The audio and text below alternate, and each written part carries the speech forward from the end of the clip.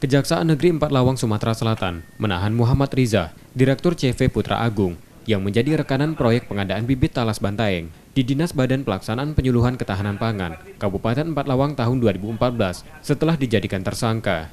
Kejari Empat Lawang menerangkan, dari audit Badan Pengawas Keuangan dan Pembangunan, ada ketidaksesuaian antara perencanaan dan pelaksanaan proyek, dan diduga menyebabkan kerugian negara sebesar 1,87 miliar rupiah.